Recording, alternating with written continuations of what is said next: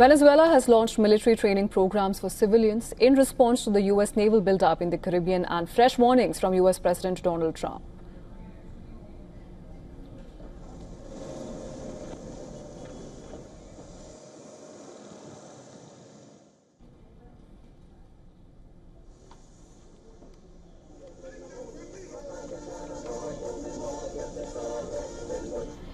Now, nearly a month ago, Washington sent warships to international waters off Venezuela's coast, supported by F-35 fighter jets stationed in Puerto Rico, describing the move as part of an anti-drug and counter-terrorism mission. Well, Venezuelan Defense Minister Vladimir Padrino Lopez has accused Washington of waging an undeclared war in the Caribbean, following U.S. strikes that killed more than a dozen suspected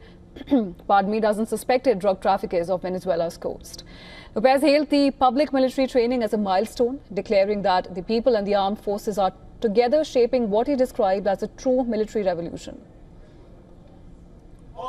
Everything is resolved through politics and dialogue, not by force or imposition. So we do not want the gringos to come here to enslave us. Yankees, go home. We have our freedom, our independence, our sovereignty. You stay there with your own problems, which are many. Militia voices resounded with defiance during the military program, declaring the homeland would never surrender. One of the fighters emphasized the profound weight of such maneuvers in light of the rising strain with the American president. For all Venezuelans, this training is very important because it helps us collaborate with our country, our president, with all who love our country and wish the best for everyone. Venezuelan President Nicolas Maduro, accused by Washington of running a drug cartel, has long sought to mobilize civilians. Petare neighborhoods, once the center of protests, again, his disputed 2024 re-election now reflects a different reality.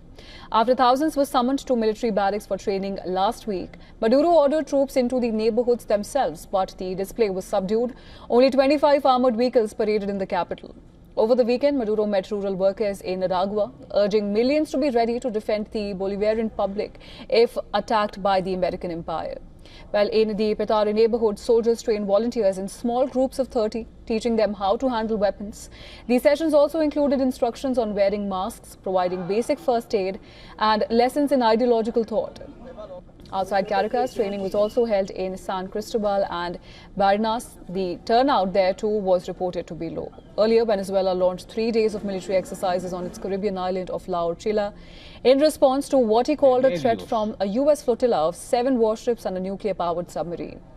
In a related development, U.S. President Donald Trump has said that Venezuela would face incalculable consequences if it continues to reject the return of migrants, which he claims were pushed into the United States.